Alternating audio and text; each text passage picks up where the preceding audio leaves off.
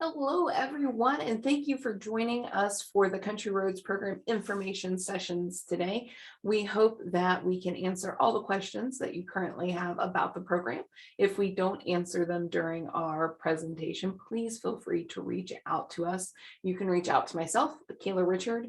I'm the curriculum coordinator for the program. My phone number is 304-293-4692.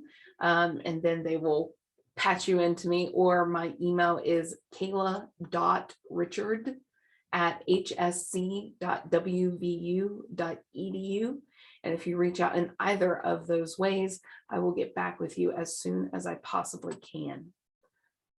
So today we're going to talk about the Country Roads program. So first off, what is it? It is a higher education program here at WVU that is an on-campus opportunity for students with disabilities. And it is on campus. Our first year students all live in residential housing in Lincoln Dorm, which is our honors dorm on the Evansdale campus. We'll look at that here in a little bit. And the second year, hopefully still taking classes on campus, but hopefully living in an apartment off campus. The program is designed to help prepare students for independence by providing them with academic courses, social engagement, and real world work experiences. We have previously had 3 focus areas. We now have 4, and I added the 4th on here, but we have our 4 domains are occupational preparation, independent living skills, social communication and social interaction skills, and leadership. And we're going to break those down by domain a little bit as we go through. So for our schedule, what the actual program looks like, because that's a big question. What are the students actually doing on a daily basis when they're in the Country Roads program? So students attend their classes Monday through Friday, 9 a.m. until 4:30 p.m. None of their Country Roads curriculum courses are outside of those hours. Now, they may audit some classes, other WVU classes outside of our Country Roads program. If that happens, then we may have them auditing classes after 4:30, because obviously we need to fit those in during times when they're not in other classes. So sometimes those do end up going over that 4:30 time frame. There's, again, no required coursework after 4:30. All of our students are issued student IDs, their swipe cards. They have access to the rec centers, to the libraries, all WVU events and activities, whether that be, if you research the university and things that go on, the up all night programs, the university welcome events. At the beginning of the year, they have access to our personal rapid transits, or our PRT system, also our buses. All of that is free for students, or included in their fees. Students are responsible for navigating to classes and other activities on their own. We do not have or provide one-on-one assistance or aids to students. That's a big change from what some may have gotten in their high school settings. We do have some supports in place. We'll talk about those in a minute as well, but they are responsible for navigating and getting to their classes or to other events or things on or off campus that they want to participate in. This is a sample look at what a course schedule would look like, and we'll name all of these classes here in a few minutes. But as you can see, our first classes start at 9 a.m. and most days we are starting at 9 a.m. Monday, Wednesday, Friday this semester. Schedules change up a little bit due to scheduling each semester. And then all of them are over no later than 4:30. In fact, we only have 1 class this semester that actually goes until 4:30. Everything else is done by 3:30 or earlier. You can see these spaces in blue. Those are kept without any classes in them on purpose. So we have work placements, also some job shadowing and things that happen in our occupational domain.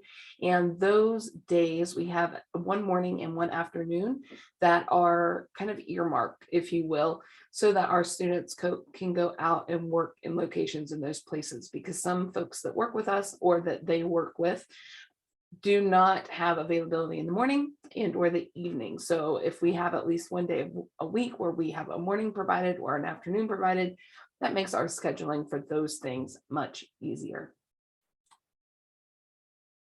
So our admissions criteria, what do you have to have? What about an applicant makes them a good candidate for the Country Roads program? So we have required criteria, and then we also have important considerations based on the program itself. And we're going to look at both of those.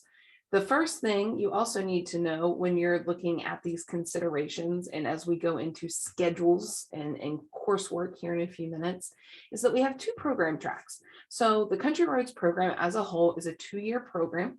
And once our students complete those 2 years, then they should be able to go out and either go straight into gainful employment, or they may decide they want to go on for other education here at the university, or maybe out on their own for some other education, whether that be certificates, some training, maybe a degree. But if they decide to do that, then they would go through the general admissions process that any other student would, for additional years. They would no longer be considered a Country Roads student, but are in the program.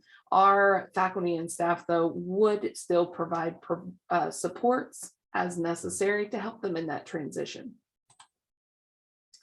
So this is your required criteria.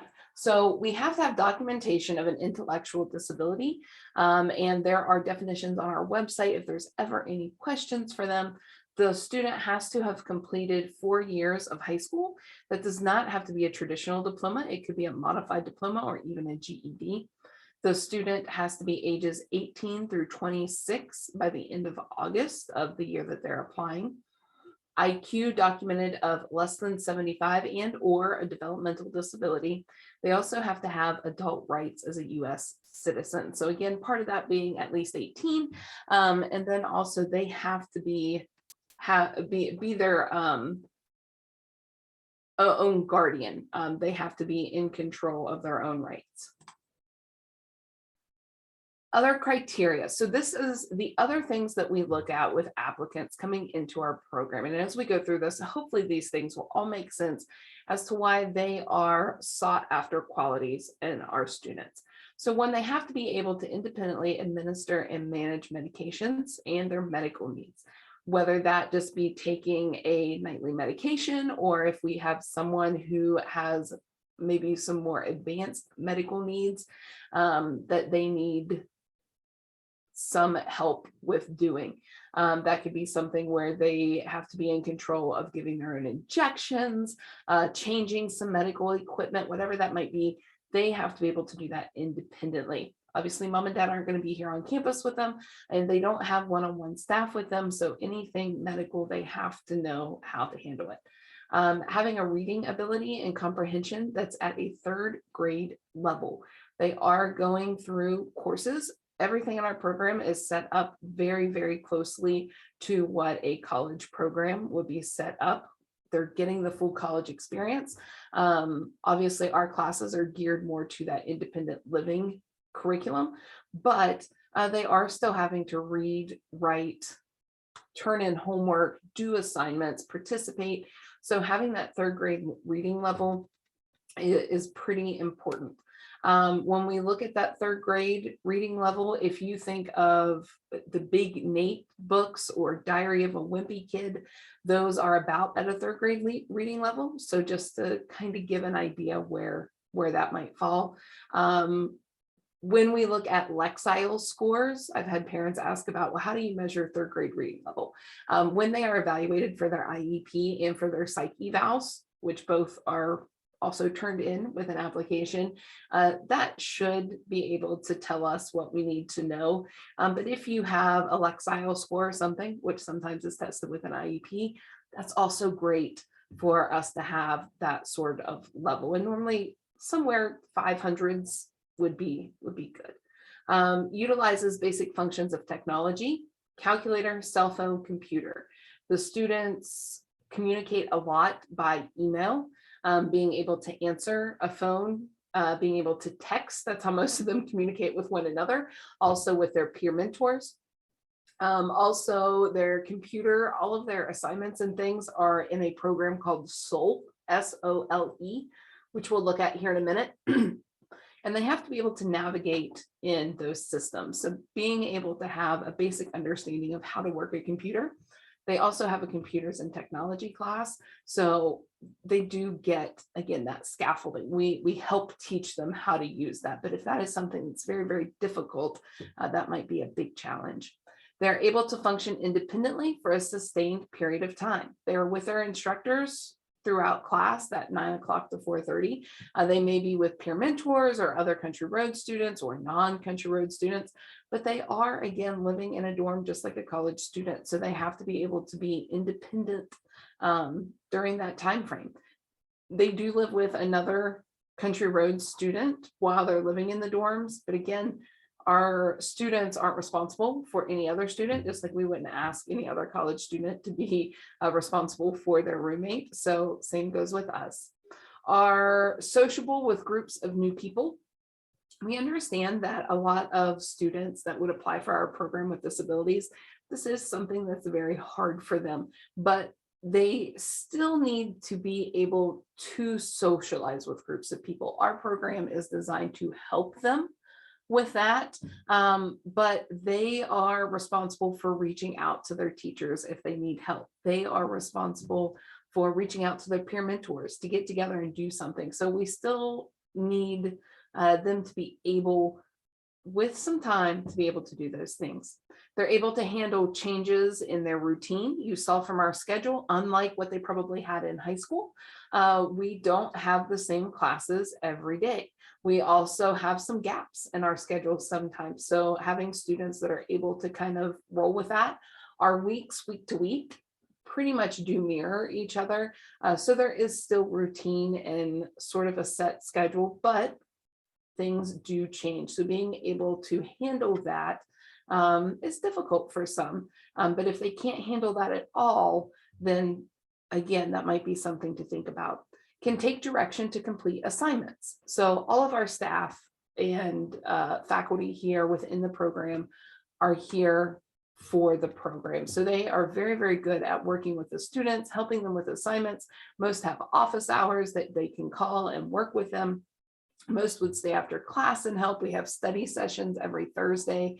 This semester it's Thursday. That day could change depending on the semester, but they have to be able to take direction and understanding. Our group does a great job at explaining, but they still have to be able to take that direction and work on that change. It also is the student's decision to be in the program. So they have to have a desire and motivation to participate in a college experience. It has to be for them, not just for mom and dad wanting the best for them, but the students also have to want to be here. Here are our classes. This is classes this semester. There is one that is not on here that I'll mention on another slide.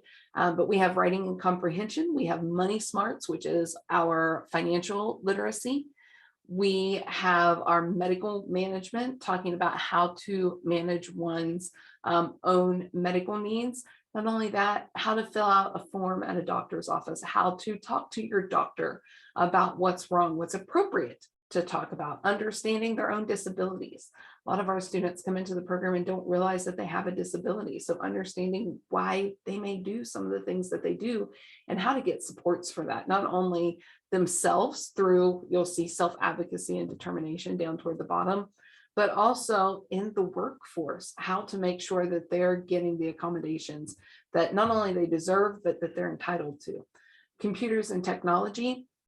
The students start with just getting basic understanding, making sure everyone can log into their sole accounts, can check their emails. They then go and learn Microsoft Office skills. They learn different careers that they could possibly get in that field.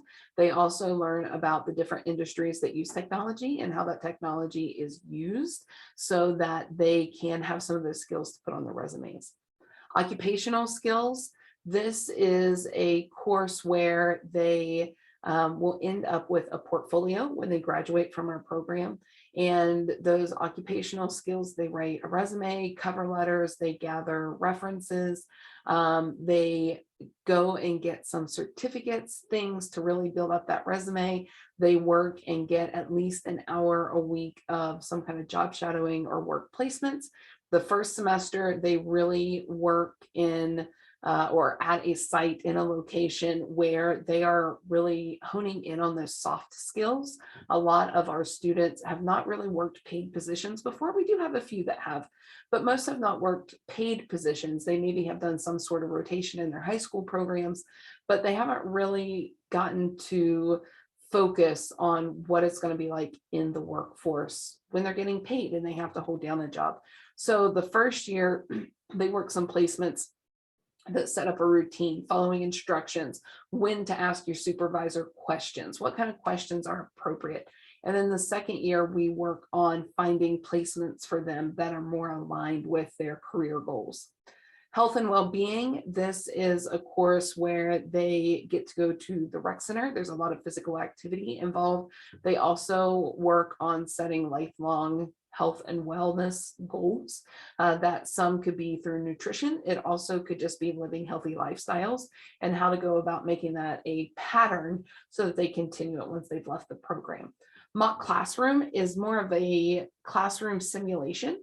So we have guest speakers from the university come in and talk about their different departments the first semester to set our students up for auditing, because our students, depending on their interests, can go out and audit and sit in on university classes to kind of see what those major areas might be like in case they want to continue in those areas after their 2 years is completed.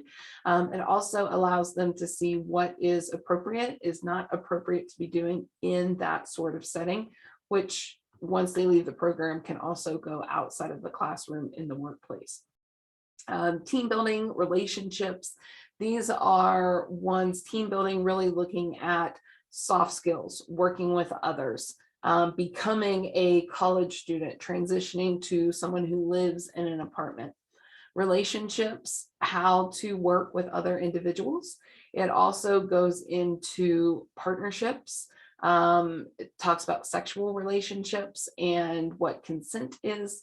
Communications, talking about not only our verbal communication, but body language, the writing comprehension, self-advocacy and determination, how to get things for themselves. And then our independent living skills lab is more of a hands-on course where they go about things such as fixing their own food, how to maintain an apartment, wayfinding using the bus routes, the PRTs, how to get from here to there, how to navigate things that they are going to come in person with a lot when they're living on their own.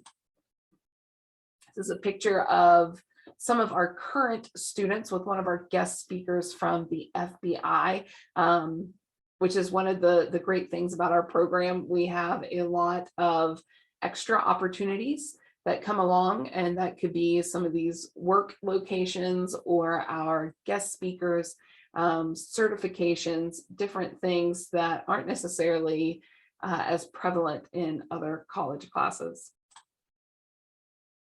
So as the students get started, as they come in to work with us, the group as a whole works as its own unit on campus for the first several days. Our faculty and staff go class to class with our students.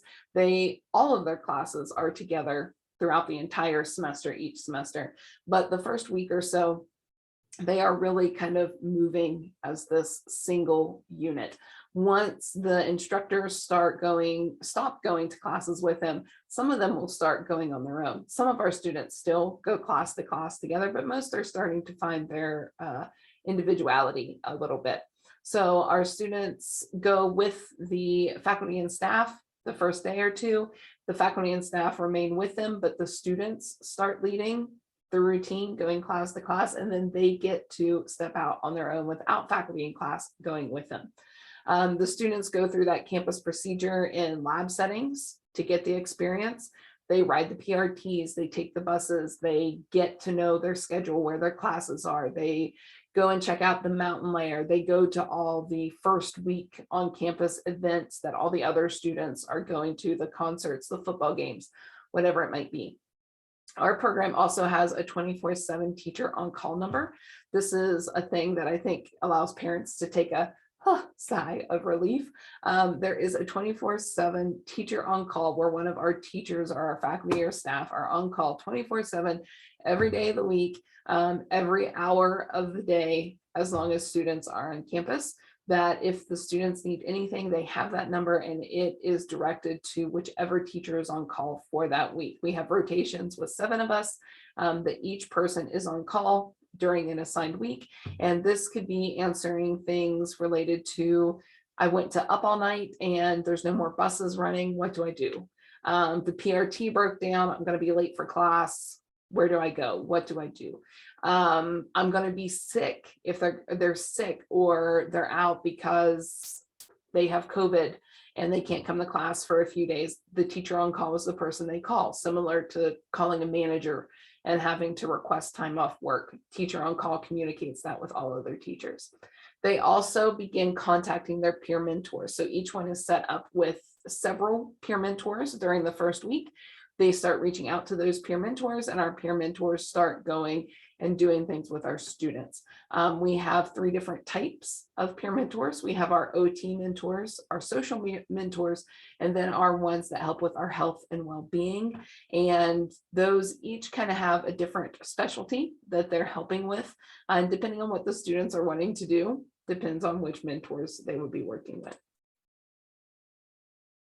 Our faculty and staff. So similar to any college program, we have our main WVU faculty and staff, the teachers that are actually with the students. Those are part of our core curriculum team. We also have an admissions committee, which helps pick which students get admitted into the program, as well as our advisory committee, which helps with advising the program as a whole. We also have affiliates who provide student opportunities.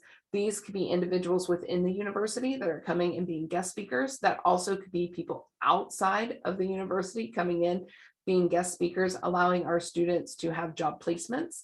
We have several groups within the university that allow our students to come and have work placements at those places, but we also have places off of campus that work with us and are very familiar with our program and our students.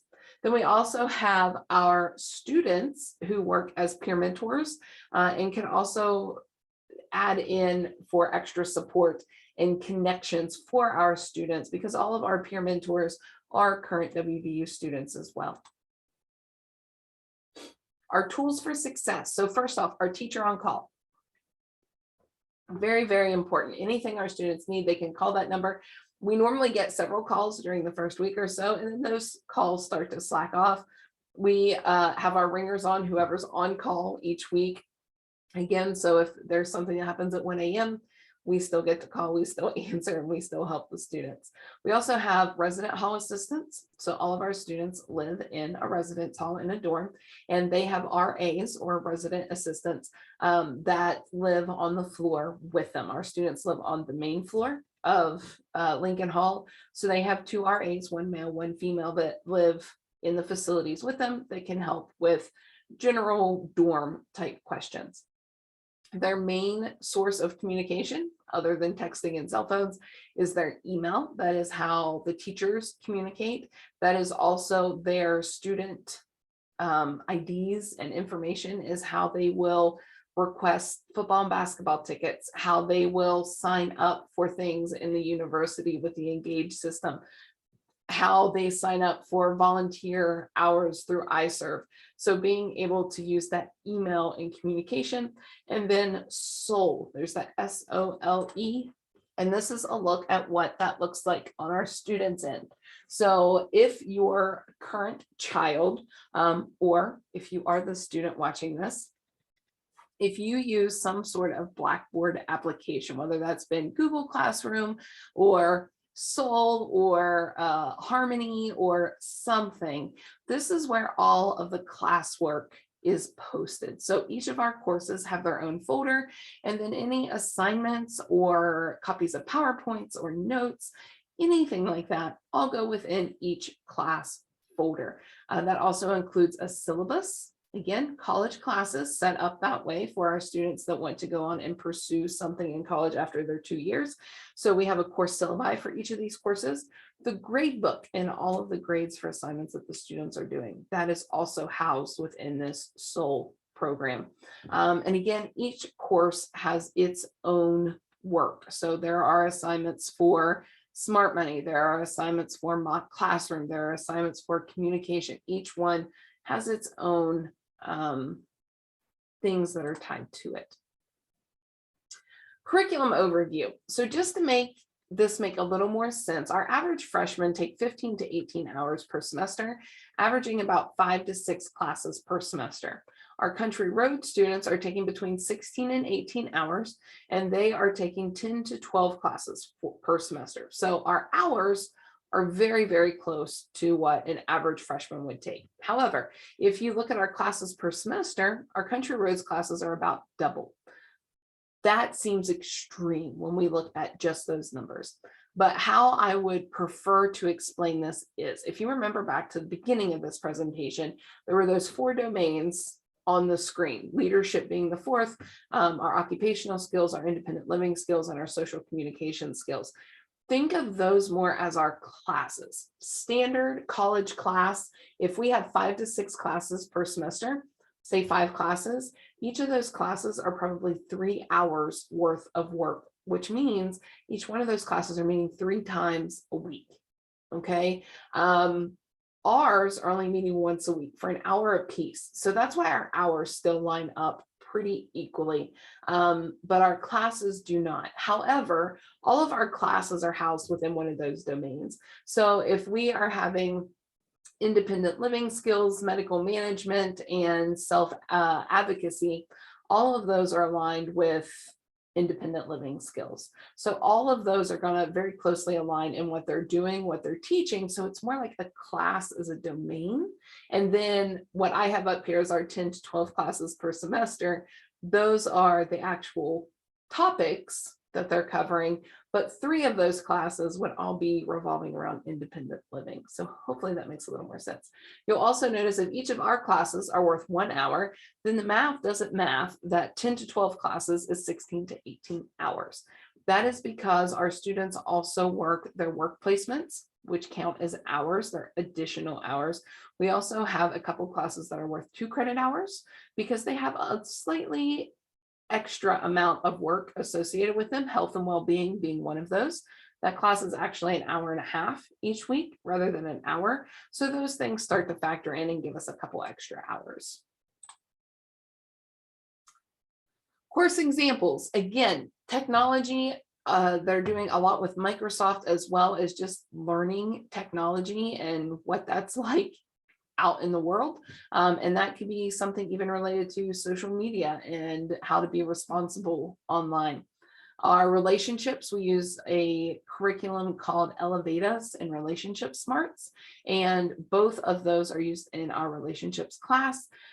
We have our communications and the ONET down here at the bottom. A lot of programs that we use in our occupational skills classes are probably going to be things that the students have seen before at a high school level. We are just amping it up a little bit to get them really ready to go into career fields. Here are some of those extra opportunities that I was talking about. So our students get to go on work visits, work site visits, tours rather. The top right picture, this was from the Cupcakery in Morgantown. When we took our work values assessments, a couple of our students were very interested in possibly owning their own business, which the Cupcakery is owned by 2 previously co-workers before taking this on as their living, as well as a couple were interested in baking and cooking. So a lot of our worksite visits align with some of the student interests. We also have a lot of things offered to our students through the university. The picture down on the bottom left is our students at the extra rec gym over at the Shell Center by the Coliseum, where they all got to participate in wheelchair basketball, which is something that, again, a lot of students would not have the ability to go and play that. That was offered through their health and well-being class. All of our students also get to participate in activities to earn volunteer time. So 4-year undergraduate students at WVU are required to have 50 volunteer hours before they graduate. Our students are only with us 2 years, so theirs are cut in half. They get 25 hours of volunteer experience, and for the most part, they get to choose where those volunteer hours are spent. And a lot of them have a lot of fun choosing some of the cool things that students here get to sign up through with the iServe application. So when we break down and look more at these skills that our students are learning, independent living skills, money management, this instrumental activities of daily living, that's our IADLs. That's the class that was not on our schedule for this semester because it was last semester. This is one where they are going to practice, possibly hands-on, maybe just talk about, but they're going to talk about things that they are coming in contact with on a daily basis. One of the labs and classes that they had was on how to do laundry in the dorms. Their other lab, their independent living skills lab, they're talking about laundry. But this one, they actually went into the dorms because doing your laundry in the dorm and using your swipe card to pay for it and mom and dad not being there to help with your laundry, it's a lot different than what most of our students have been accustomed to. Medical management, food prep and nutrition, housekeeping, public transportation, wayfinding and how to get places, emergency safety and emergency readiness, what to do in the case of an emergency, self-care and hygiene, shopping and grocery list planning, health and well-being, and self-advocacy and determination. Social communication skills. Again, I've touched on this a bit earlier. Body language, interpersonal communication, writing and comprehension, reading, how to be safe online, what's appropriate to talk about and where and when, building bonds, making friends, sexual relationships, understanding consent, not only giving your consent, but getting consent from others, how to listen actively, workplace communications, joining clubs, and working with their peer mentors. And then the last one is our occupational preparation, computer skills, resume, cover letter building, job shadowing, workplace site visits, internships, volunteer activities. Again, they have to have 25 hours, soft skill development, interview skills and mock interviews. Our second year students, their occupational skills final exam, second semester before they graduate, is completing a mock interview and getting scored on that. We practice that all semester long, how to answer interview question, what's appropriate, what is appropriate to wear, or what should we be wearing. So we go through all of that step by step to really get them ready to go out and get a job. Skills and work assessments, career research. A lot of them come in possibly with an idea of what they want to do, and then they find out more about what that job actually entails, and they move on to something else, which is very, very similar to any other college students, because average college student is changing their major more than 3 times. So that is very, very on point with any college student deciding what they want to do. They can do class auditing, their mock classroom environment. We work with the career services office here on campus, and then having guest speakers sometimes at the student's request. So where we live, when students come to campus, they are in the Honors Hall on the Evansdale campus, and this is Lincoln Hall. Lincoln Hall is one of the newer dorms on the Evansdale campus. They are double rooms, so 2 students per room, 2 rooms per bathroom. So they do have suite bathroom shared with 4 students. They would be rooming with another Country Road student. They have a bathroom that is cleaned by the university. But when I say that, that does not mean they have a maid that cleans up after them. They come in per university standards and change shower curtain liners. They will come in and clean up big messes. They do come in and check to make sure that plumbing is good to go. They do not clean in the actual rooms themselves. So all of that is on the student. There is the Evansdale Cafe. So my mouse is up here on the screen. This is Lincoln Hall. This is Brook Tower. The cafe is right not right here, but right over in the middle of here. So they're very, very close to where they would eat with their meal plans. They're also very close to a PRT station, which is nice for transportation, not only for getting to classes, but for their extracurricular activities, especially getting to the mountain there. How is success measured? Success is measured with grades. They do get grades, but it's not just with grades. We also do non-formal evaluations with our students to see the growth that they are making within our program. And we always see that. Students are now responsible for their own success. They're not with mom and dad. Mom and dad aren't making sure they're getting their assignments done anymore. They are learning to do this on their own. And for some, that takes a little while. Country Road staff, we provide scaffolding to aid in success. So hand holding may not be the best way to phrase this, but we do kind of hold their hand as they start into this transition. We want to make sure that we are building them up for success, but then we want to make sure that they're able to do these things on their own, because the point of this program is to get them ready for independent living. We are going to hold their hand. We are always going to offer help if they need it and are willing to ask for it, but we want to train them in how to be resourceful and how to be independent, even if it's in schoolwork.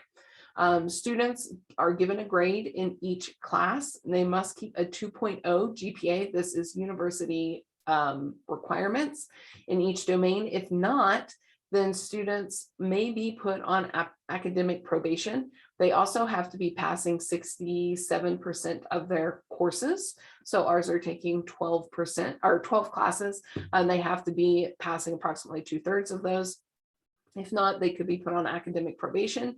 If they remain on academic probation through 2 semesters, then they may be looked at and being dismissed from the program, from the university. Again, those are not only Country Roads standards, those are also WVU standards.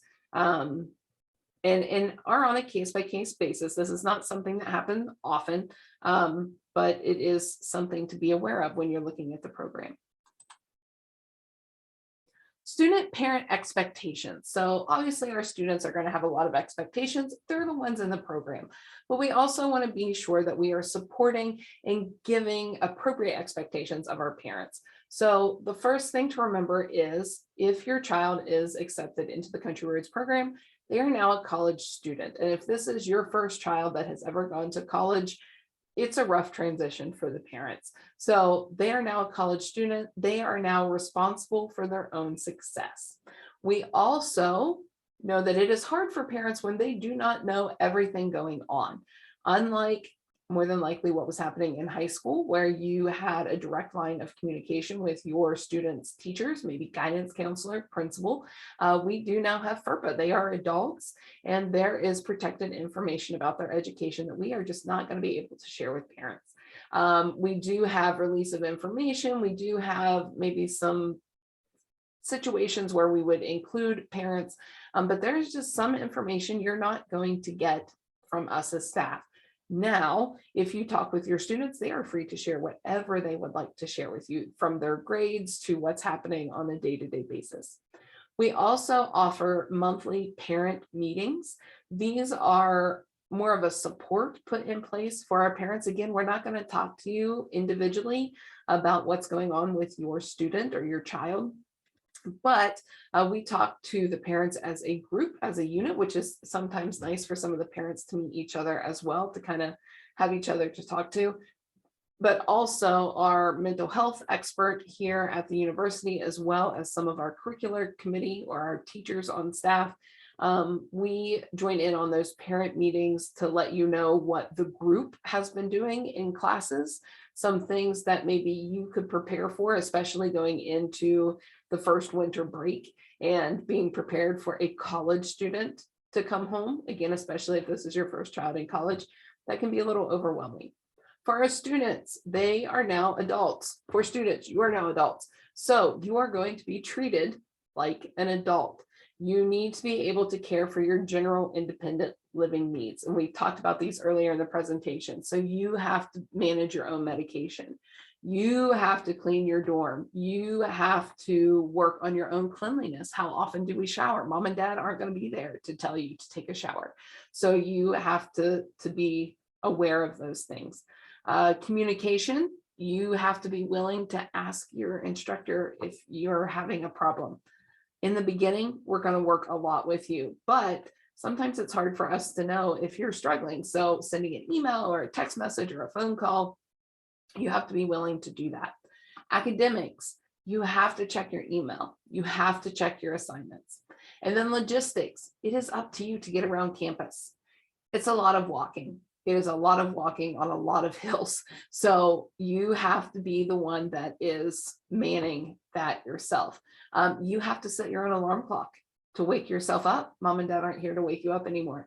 So doing those things, you are now responsible. And because you are an adult, that's up to you. What can you do to prepare? So first off, our applications are already posted. They are live on our website. So if you are interested in applying for this coming school year, here is our website, countryroads.cedwbu.org. And if you scroll down just a little bit, there's a button that says apply. And there's a good bit of information on here, but just so you can see, we have two ways to apply. We have our traditional print application. You can print the paper version, fill it out, get the forms done, mail everything in a big packet all together. That's absolutely fine to do it this way. This year, we have also started an online application. So the actual application that you go to when clicking this link will take you to our online application. Now, with this application, there are still a couple extra steps that you must do to be considered for the program. If we don't have all of the information, then you will not be considered for the program. So first off, there are some program documents that you must still mail in. You cannot upload them. We are hoping for next year you will be able to do that, but for this year you must still mail in those those forms. What forms do you need? It's a great question. So our required forms. First, there is a release and exchange of information form. So if you are working maybe with a DRS representative, Department of Rehabilitation Services, and you have their name and their office information, this will allow us to work with those individuals. If you have a tutor, maybe that you're going to work on, maybe you have a friend or a sibling that's also going to be at the university, and you want us to be able to talk to that person, this will be where you put that information. If not, those FERPA guidelines still apply, and we can't share information with just anyone. So if we have that information, that's great. You can also fill out this form and say, I don't want you to share my information with anyone. And that's okay too. Physical examination form. This form must be completed by a medical professional. Please use this form. It will be done similar to a physical. If you have recently had a physical done, your doctor most likely will be able to go from that physical form to fill this out and give it back to you to submit. We also have our student recommendation forms. So this is a link that you would share with 3 individuals that will give you recommendations or give the student recommendations. Who could those people be? Think of it like when you are using a reference for a job application, someone who knows the student and can give information about their work ethic, their needs, and their potential, and why they should be in this program. Someone that would write a letter of recommendation. They will do this digitally this year. In the print copy of the application, there are also print copies of this for anyone giving a recommendation. If you do the paper version, you must have those printed and sealed in an envelope with the individual making the recommendation's name written across the seal of the envelope, because those should not be given openly to the participants. Those are being sent straight to us as a recommendation and then mailed with everything else in your packet. Otherwise, if your person giving the recommendation has this link, they can go through, give their recommendation. They will get a message once they have completed it and submitted it that says that you have now completed this. If you would like to share this page with the person you completed that reference for, please send them this page. Then they can send that to you in an email, just so you know that they actually completed it. You must also have a high school transcript. If your high school, maybe you've been out for a while and you no longer have a student ID number, something crazy happens and they need a request form.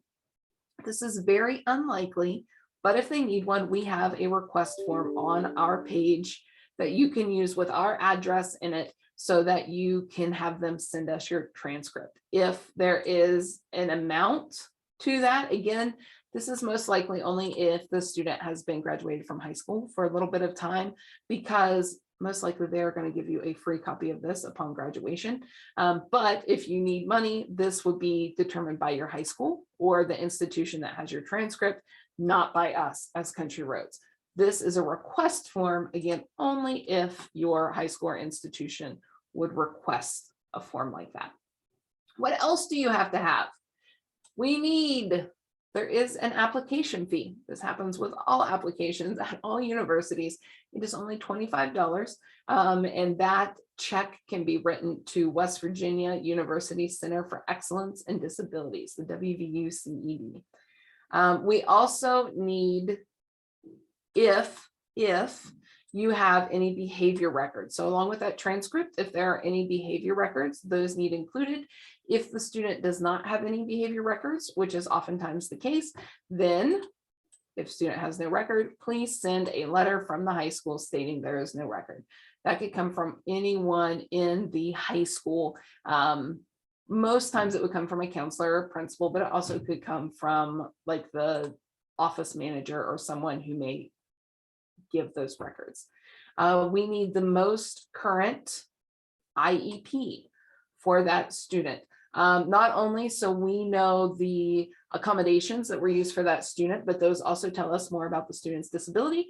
We also look at those IEPs in our medical management class with the students so that they know more about their accommodations maybe they weren't aware of in high school.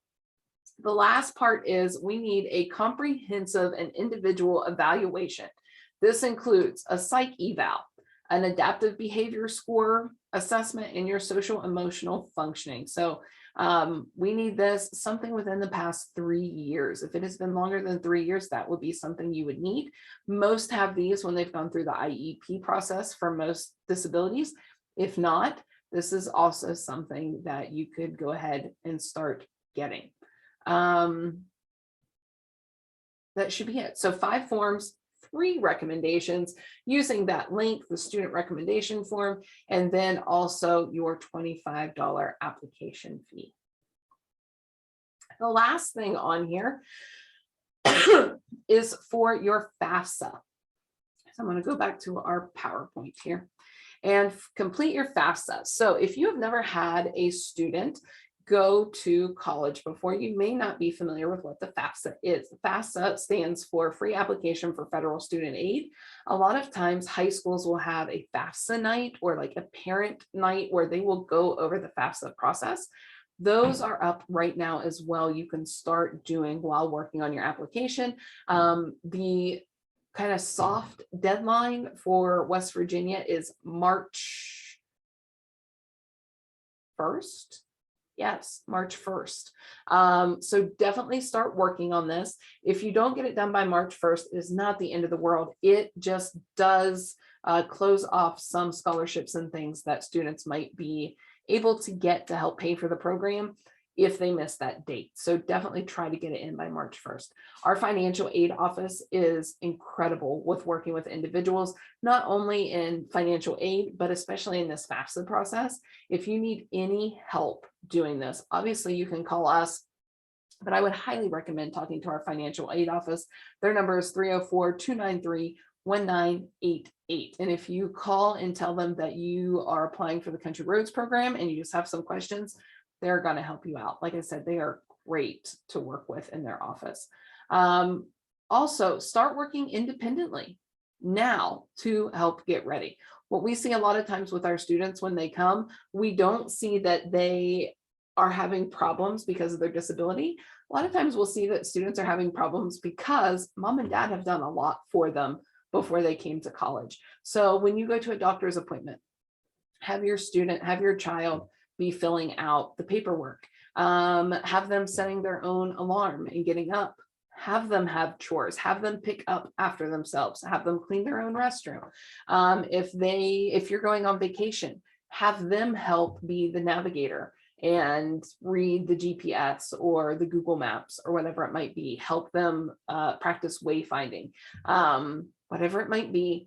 Anything they can do to help with that independence before getting to campus is great. And the last thing is never hesitate to ask questions. If you have any questions whatsoever about our program, about WVU, please give us a call. Again, my number 304-293-4692, and my email is kayla.richard@hsc.wvu.edu, and I will be more than happy to help you. You also at any time are more than welcome to contact the WVU Visitors Center, and they can schedule to have you come for a tour of the university. They sometimes have group tours, but they will also schedule you for individual tours.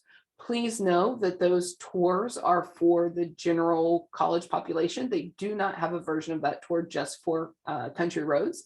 But if you come and take a tour, whether or not you're admitted into the program, if you would like to stop by and see us here at our office, reach out, let me know, and we can definitely get you scheduled for a time to come meet with us as well. So that is what we have. And again, if you ever have any questions whatsoever, here is our contact information. My name is Kayla Richard. I'm the curriculum coordinator for the program, and we are going to be more than happy to help your child or you as the student apply and hopefully get into the Country Roads program, because we want to have you guys with us next year and we can't wait. So thank you so much, and we hope that we will see you next year. Thanks.